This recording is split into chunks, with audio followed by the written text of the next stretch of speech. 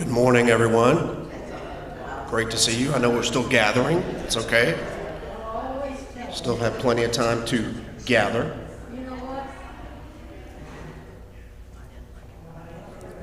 I have to look far right towards Danielle, and then far left over toward Nina. I'm not one of those try to force everybody together teachers. I know you have your assigned seat for church. Just hope God doesn't turn that into an assigned seat in heaven. Those of you who decide to sit on the flanks all the time, I'm kidding. I'm kidding. Oh, you're doing it for the air, huh? And I know we're live, Facebook people, but we always have a little fun in the morning before we get going.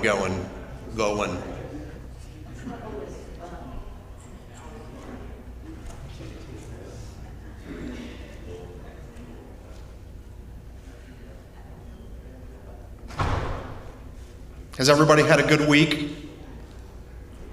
Does anybody want to say you had a bad week? That's okay too. What size is your television now? What's that? The size of your television screen. What's the size of my television screen? Mike. You told me you always got the largest. No, that's now my son who does that, my older son. I did say that to you? No, there's a formula. 65 inches, the biggest I have in the living room. We just have 10 inches to go. That was one of the guys over at Walmart. I saw those. Yeah. That's whatever size you get now. I figured it would be 75. No, not yet. I go by the formula that they give you, how far away you sit and so forth. My sons are the one that don't care. Trevor has a 100-inch in his living room. It's massive. It's absolutely massive. Probably. But they're sports people. They like to watch sports all the time. You don't still have my old one, do you? You don't still have my old one, do you? No, I actually do. I sent it out and no one would take it. Then I decided I wanted to take the screen off. I've seen experiments with it where they're using it to kill bugs. Okay. Like the sun, and so I was thinking about making one of those. So I keep it long enough to do that.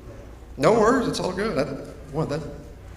It's almost 20. That thing would almost be 20 years old by now. Wow, that's amazing. Yeah, it's fixable. I just didn't want the money in it. The others are so cheap now. Yeah, no doubt. There's no doubt. Is Ron here now? Who? What? He's talking about you. I couldn't hear him. Yes, he can. He's just saying it. No, I can't see But you go forward.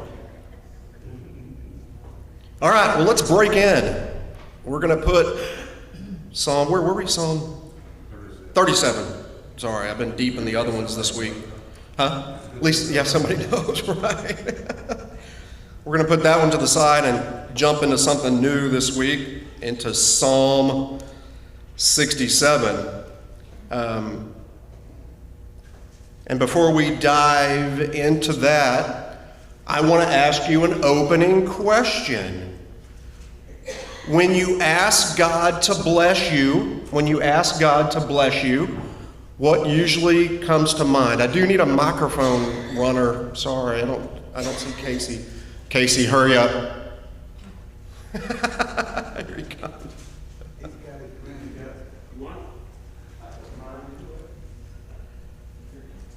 And choke up nice and high. Remember, way up at the top, as that one still may have a few issues. But yes, my question before we start Psalm 67 is, when you ask God to bless you, what usually comes to mind? Anybody raise their hand want to answer that question?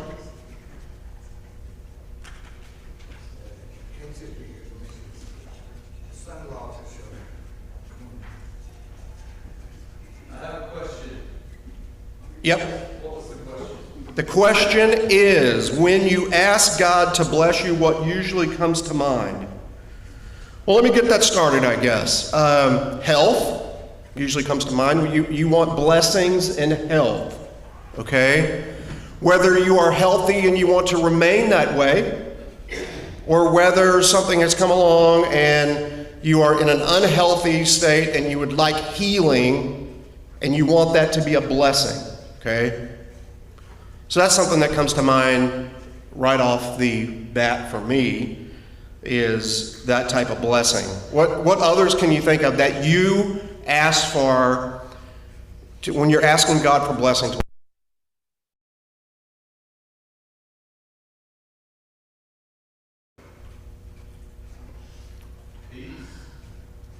Okay, I heard peace. That's a good one. Yeah. Yeah, Donnie, you got to use the mic so everybody can hear you. No one heard Austin on the YouTube. I heard you talk.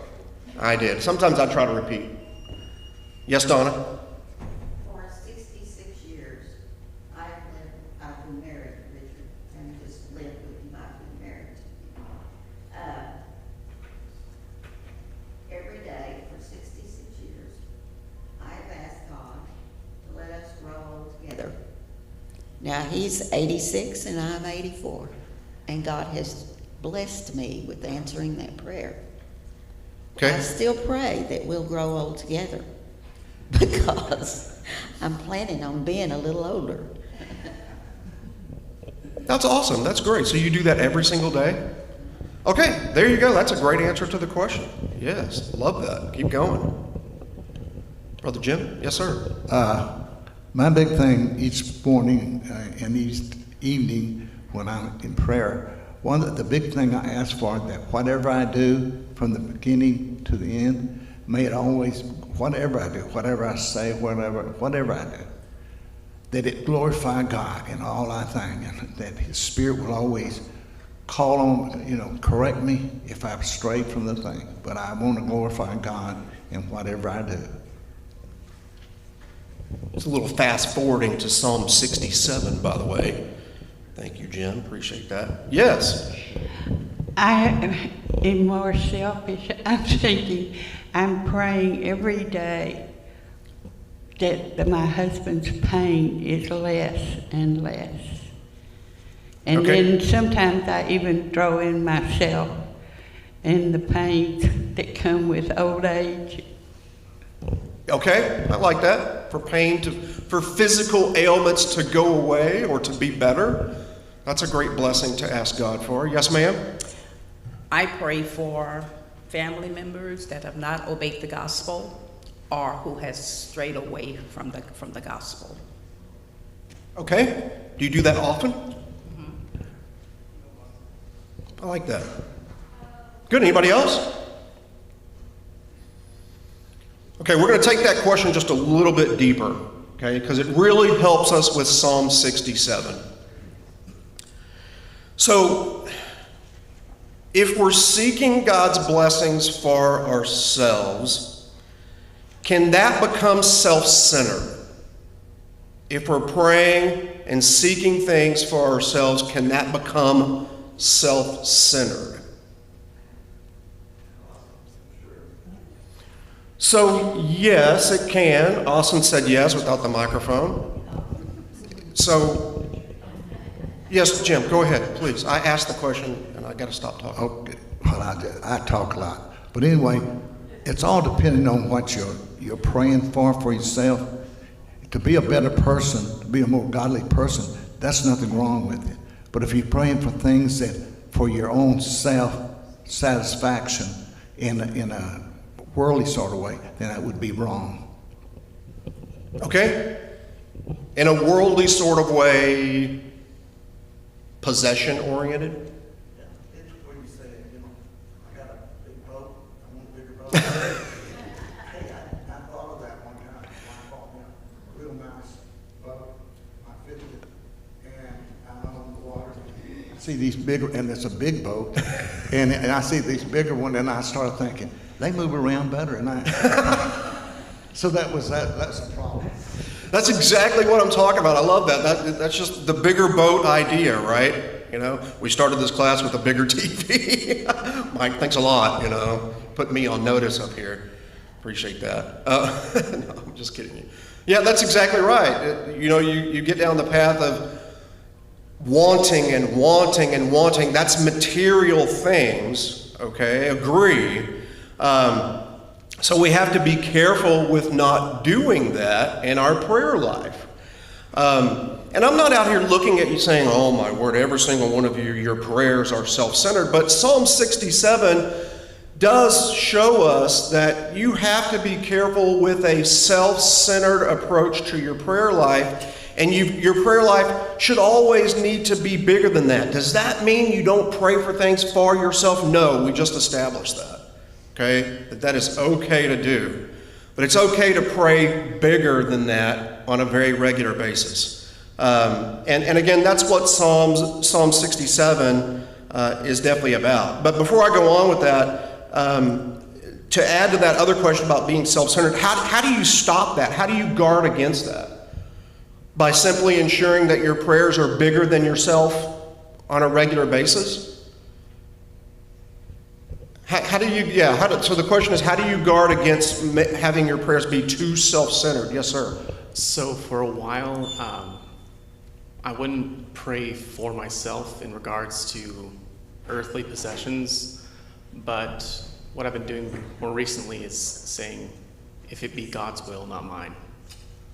Because I can pray for a house to start a family in if it's God's will. I would love that. I would love to have that. But if it's not in His time or in His choice, so be it. It still takes action for me to look for that and to agree with the wife. But in all things considered, it's up to God.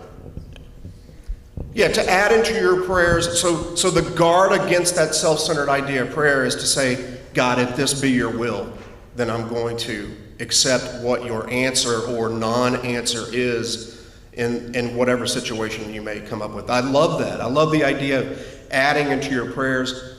Hey, and that's how Jesus told us to pray, right? Your will be done. Okay, he asked us to pray that way on a regular basis. Yes, that's a great way to guard against any type of self-centered nature of your prayer life, all right? Is any other thoughts on that before I move on? Because we haven't even read Psalm 67, but this is exactly where I wanted to go, all right? And please, understand me when I tell you the difference between it's okay to pray for blessings for yourself as long as you're under the idea you're going to be careful with that and not take it too far. Okay? Trust me, I've been guilty of being self-centered in my prayer life.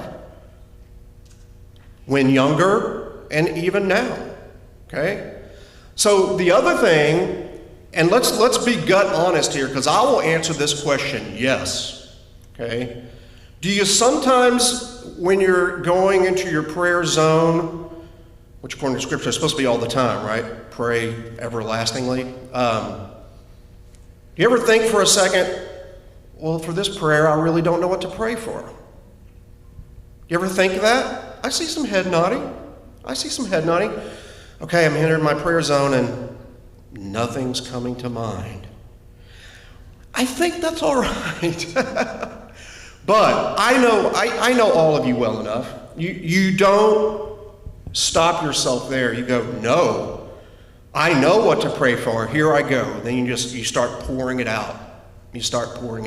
So yes, we got some head nodding. I'm nodding my head yes. Okay. And then you instantly, I think that's Holy Spirit, right? Holy Spirit comes in there and says, well, God said you were going to have a helper. Here comes that helper, Joel, to make you pray for anything that's on your mind. Okay? Haven't we studied and understood in these past few Psalms that God knows every single thought before we think it? He knows every single sound before we speak it. He knows every single answer before we get it. He knows every single non-answer before we don't get it, even before we think about it here in 2025, or what happened 20 years ago, or what's going to happen 20 years from now. He already knows. But we've studied and read and understood that He wants us to pour it out to Him no matter what. So my prayer is that we never say, I don't really know what to pray for today, God. And maybe Psalm 67 is going to help us with that. So very, very short psalm. I'm going to read it to you this morning. And again, we're studying these under the idea of how do we continue on in step 6 of our salvation steps, living faithfully, where the Bible has an answer for every single thing. And this theme is when your prayers grow narrow and selfish. Now, you may read this and go, Joel, how's that have anything to do with a self-centered prayer life? Because this psalm is big. It's short, but it's big, okay? It's big, it's out there from a world view, all right? So I'll read that to you. Again, Psalm 67. May God be gracious to us and bless us and make his face shine upon us, that your ways may be known on earth, your salvation among all nations. May the peoples praise you, O God, may all the peoples praise you. May the nations be glad and sing for joy, for your rule the peoples justly and guide, for you rule the peoples justly and guide the nations of the earth. May the peoples praise you, O God, may all the peoples praise you. Then the land will yield its harvest, and God, our God, will bless us. God will bless us, and all the ends of the earth will fear him. Do you see some bigness in this psalm? And this is an unknown author song, by the way. We really don't know who wrote it down. I tried to look for that all week long, and every study I came across was an unknown. So, do you see the bigness in here? Help me with that a little bit. Where do you see the bigness of this psalm when it comes to prayer life? And if you want to point out a verse, that's okay.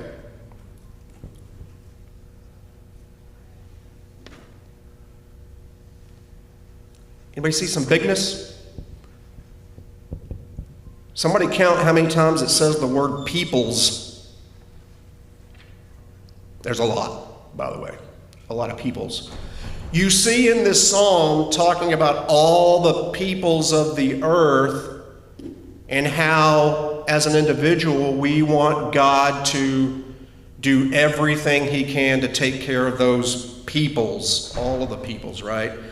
Verse 1 is about the us. The rest of it is about everybody else. And so the idea of if your prayer life gets a little too you-focused, it's okay to have a prayer life that focuses on everybody else around you, okay? This is a great missionary psalm. I'm so happy here at Saginaw Church that we have missionaries that we support. And I'm so happy that we recently had a team that went to Thailand to get connected to Patinia and everything that was going on there. It was incredible and great and needed. And every time I think about that trip and how we support missionaries, Psalm 67 comes to mind, because it's all about the other people. It's not about us, okay? So the psalm quickly transitions from all about us in verse 1 to about everybody else, okay? So again, the idea of no narrow prayers. Talk to me a little bit about verse 4. May the nations be glad and sing for joy, for you rule the peoples justly and guide the nations of the earth. What do you think that means? You guide the people, or you rule the people justly. And don't think about 2,000 years ago.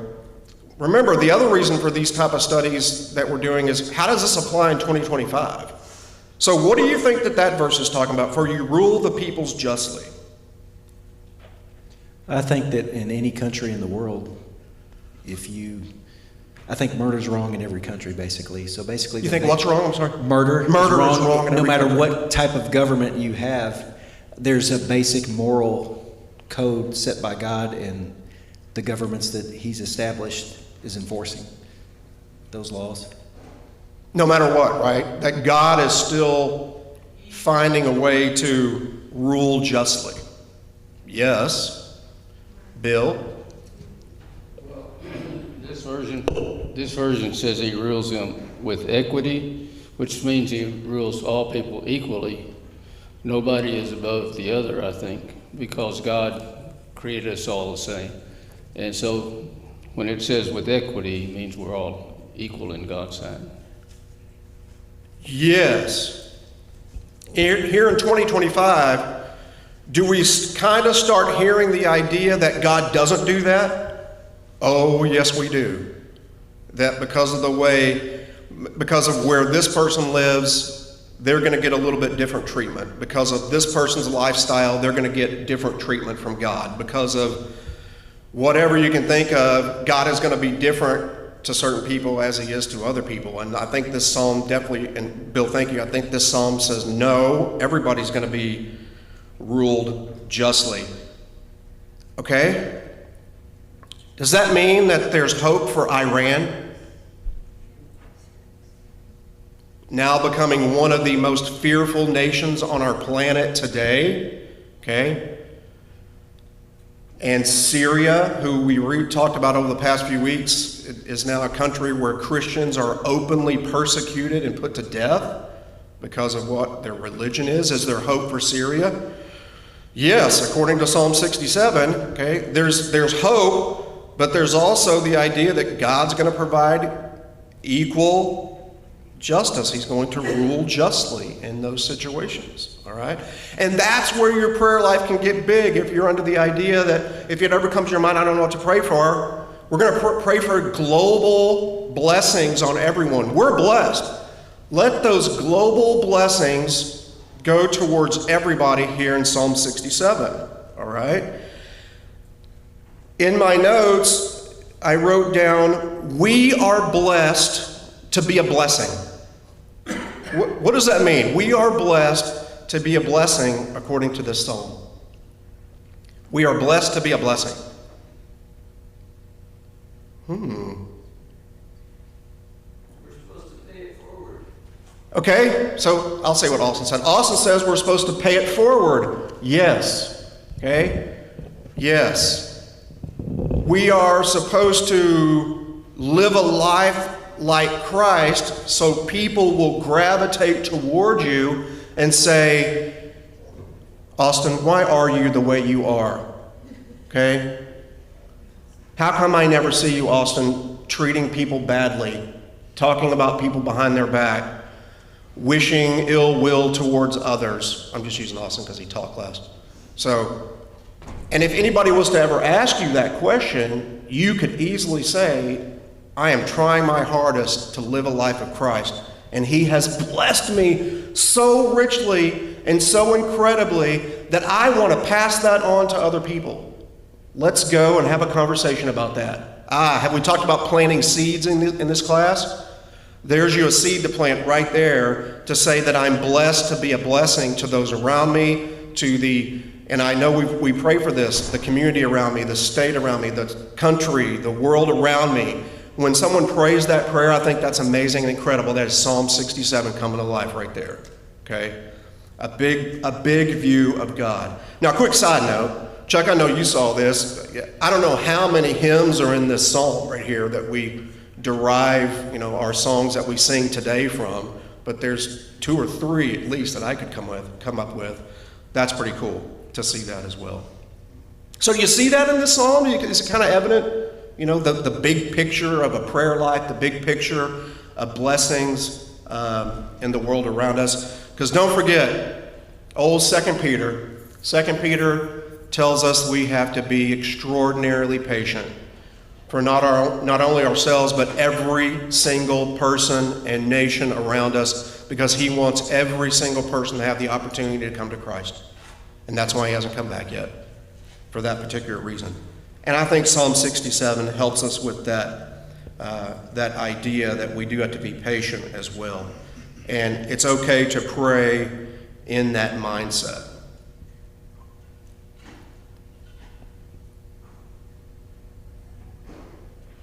Perfect. Any other thoughts, ideas, questions on Psalm 67? Because we got a bonus psalm that I didn't tell you to read, but we're going to go there. And again, if you do have thoughts and ideas on Psalm 67, please let me know. It's okay to go backwards if you want to. But we are going to switch gears. We're going to go to Psalm 126. Psalm 126. Now, before we go to Psalm, I got to get there. Hold on. Another shorty that we don't know who wrote.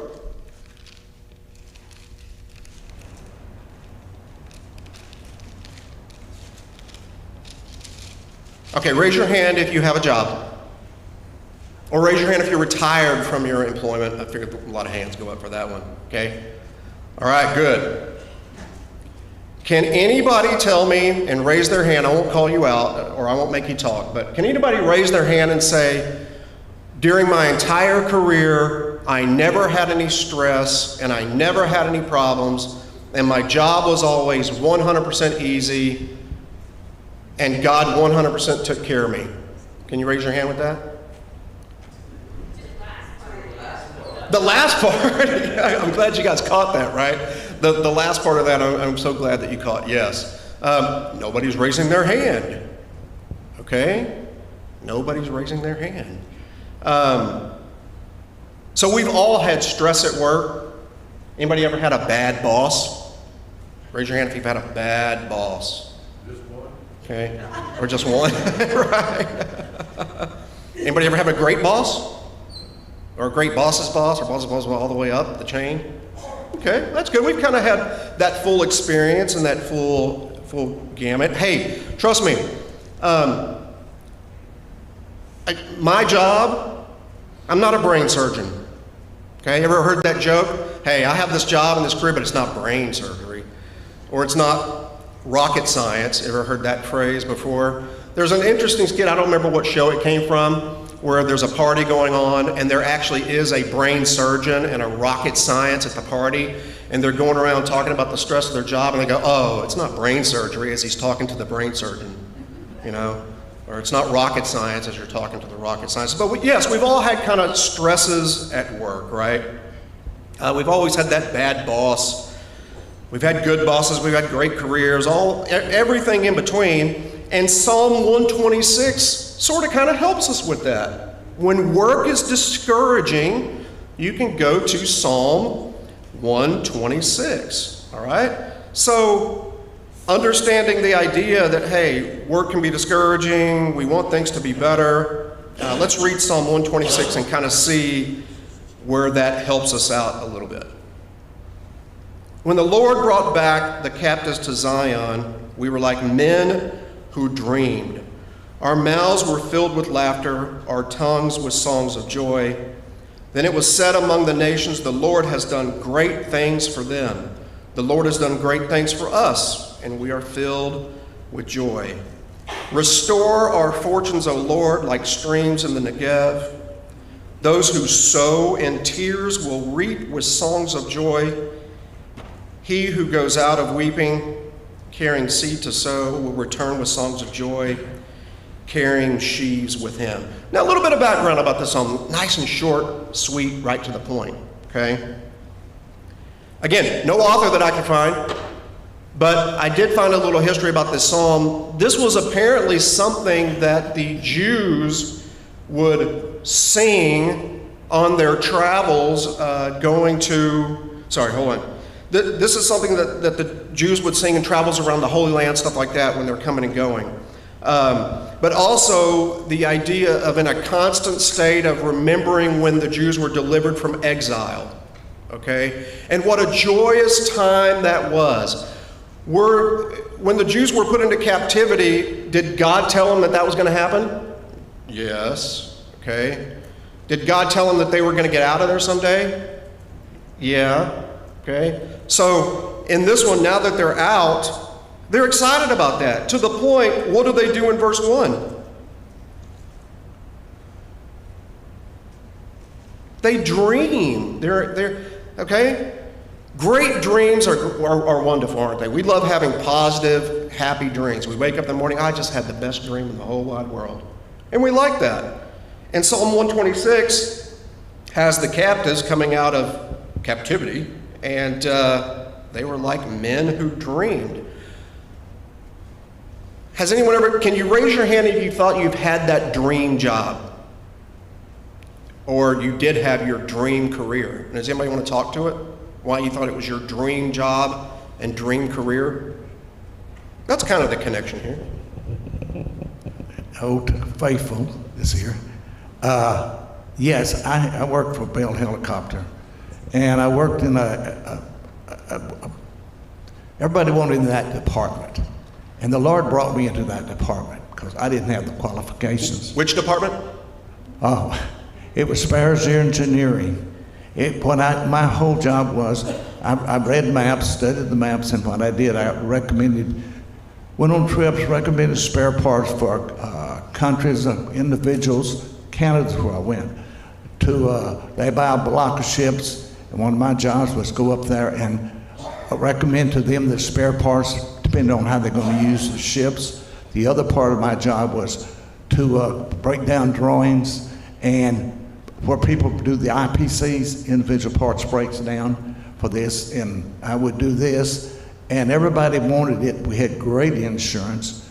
I had a good boss, and that boss I said about, but it was just a wonderful job. Everybody was trying to get in there, and now you have to have a degree to get in. At that time, it was just, I just got a good break. I prayed, and the job opened up for me, and I went in there. And the key to it was everybody wanted, they have seniority under a union, so they wanted someone below them. The more they can get below her, the safer they were. Yeah. So this was the blessing I was getting, that everybody was wanting to make sure I passed so I get below them in cases. Okay. So it was a great job. Okay, that's awesome. That's verse 5 and 6, okay? You reaped with songs of joy because you had a great career. Love that, okay? Now, and also, yeah, at the end of 6 as well, songs of joy because of your work. Now, the first parts of 5 and 6 is when things ain't going too well, okay? Anybody had a terrible state in their career where it's just like, oh, I can't deal with another day and another week and another bad boss and another whatever? Yes, Gayanne? Mine was a little bit different than that. I was working for a vice president, and I was very happy with it, and a new president came on board where I worked, and guess who got booted? The vice president I worked for. So I was fully expecting to lose my job. And he and I were both on the same day at different times called down to the president's office. And he was fired, and I was hired in the president's office. So I was about to throw up going down there because I didn't know what to expect. And I was inwardly shouting with joy that I had been blessed because I was hired, fully expecting to be fired. Wow. So you had some pretty quick tears and weeping that transferred over to joy and happiness. You're verse 5 and 6 of Psalm 126. Yes. There you go. Okay. So no matter how discouraging work can be, God will have an answer for you. All right? Right now, I'm involved in several work projects that are all due May the 30th, every single one of them. And on June the 1st, if they're not done, everything kind of goes back to scratch. We have to start over again, okay? And it's pretty stressful right now. There's a lot of high visibility. And as I prepared for this lesson, I'm thinking about the times I'm in right now. The ends of the day there's like, I got to be done and put this to the side and not be so wrapped up in it. But it's hard because when all eyes are on you to get something done, you got to get things done. And executives at my company, they don't sleep. They're always in their email. They're always texting. They're always wanting to know the update. Now, luckily, I'm down in the lower levels. I don't have to worry about that, but usually it trickles down. And so every Monday morning for me lately is a big, long list of, should I check my email on Friday night and Saturday morning and Sunday? No, I don't try to do that if I don't have to. If someone wants to get a hold of me, they can get a hold of me. But that's going on right now. And Shelley and I have had conversations. I'm like, hey, I can't wait till June the 1st. I want to take the whole month off. Everything's done. I'm finished. It's over. But those things happen. But we have to be in a mindset that God will take care of us, good, bad, or ugly in our careers, and things will work out, okay? Things will work out. I love how Mr. King always reminds me that ultimately it will really work out, and we get the ultimate rest that Jesus describes in Matthew, And I can't, we all can't wait for that, right? The ultimate rest period to be able to get that. You kind of see that in Psalm 26 as well. So yeah, just a little quick hit psalm on the idea of when your work is stressful, discouraging. There's a bigger picture, there's a bigger purpose. We can definitely reap with joy if we're in a state of tears and sadness. Now, you can also attach this psalm to your day-to-day Christian walk. And hey, if you want to be the seed planter to others and you're asking for that blessing, well, you better be ready if God gives you that answer to say, you know what, I'm going to start lining up the people in front of you. Because this also says we need to be prepared that if we want to be better in spreading the gospel or whatever may come to mind with that you've got to be prepared for that answer, because God's going to help you reap with songs of joy through that process. So be ready. Any other thoughts on Psalm 126? I got one more bonus psalm that you didn't know about. Back up a little bit to Psalm 121.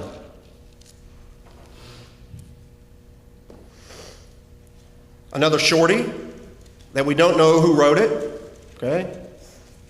This one is also a little more focused on travel when you're away from home.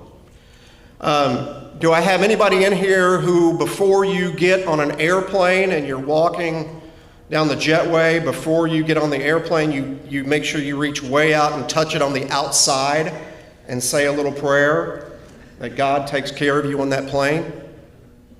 I don't do it all the time, but I do it sometimes. It's like, hey, my fingerprint's on the outside of this sucker now, okay? God, please keep this in the air. Right? So, did anybody grow up, or do you now, before you travel, do you say a prayer to God for your travel? Okay. I see some head nods. On that. That's really, really good, okay? I think it's interesting, though, and if you do, that's great. Before you get up and get out into the morning commute or get out into this crazy traffic, we probably don't pray for that as much. But if you do long distances, we're usually always praying for that safe travel. Protect us, Lord. Bring us back to our very comfortable home when I'm going to be in a place that's very uncomfortable to me. So Psalm 121 is all about that. So let me read that to you, and we'll point some of those things out for God's safety during travel. I lift my eyes to the hills. Where does my help come from? My help comes from the Lord, the maker of heaven and earth. He will not let your foot slip. He who watches over you will not slumber. Indeed, he who watches over Israel will neither slumber nor sleep. The Lord watches over you. The Lord is your shade at your right hand. The sun will not harm you by day, nor the moon by night. The Lord will keep you from all harm. He will watch over your life. The Lord will watch over your coming and going, both now and forevermore. So, great psalm to think about when you're on the road and traveling, okay? It's a great psalm to think about when you're on Interstate 40 and you're heading west and the 18-wheelers are just coming by you at 90 miles an hour, or you happen to be at equal speed with one. And I know my wonderful wife, one of the things she thinks about more than anything is that wheel going to explode right here next to me, okay? And she will graciously tell me, hey, will you speed up just a little bit so we can get past this guy? Or will you slow down just a little bit so you can get past this guy? Well, I'm going to start saying, okay, well, let's get out Psalm 121 because God's going to take care of us and protect us. And again, here you get a little of the idea of fearful of things at night, right? Nighttime can be scary. Anybody afraid of the dark? Yeah, being afraid of the dark is okay. I think I mentioned this class before. I'm afraid of my own darkness right outside my back door, because it can be so dark. It's like, oh, I want to get back inside where I feel safe. But traveling and having to deal with things at night can be even scarier. Okay? Raise your hand if you were in the military and you had to get deployed to a foreign country.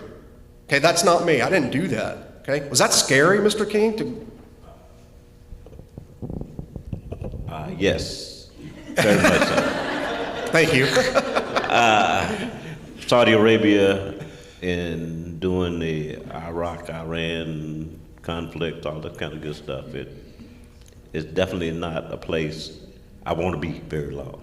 Yeah. So I was there, and it's such a foreign country. Custom and well, it's just so foreign. Yeah. To Christianity, so it's a different world. Yeah. And Psalm 121 easily connects to that, okay? Whether it be back in Old Testament times where this originates from, or whether it be 2025 or whenever, still 100% applicable, right? Okay. Any other thoughts on this incredible short psalm to protect us at all times? Well, listen, I'm going to stop there. We've got worship here in just about 15 minutes. Perfect opportunity to stop. Thank you for speaking and discussing. Great class. Let me see if I can give you some homework.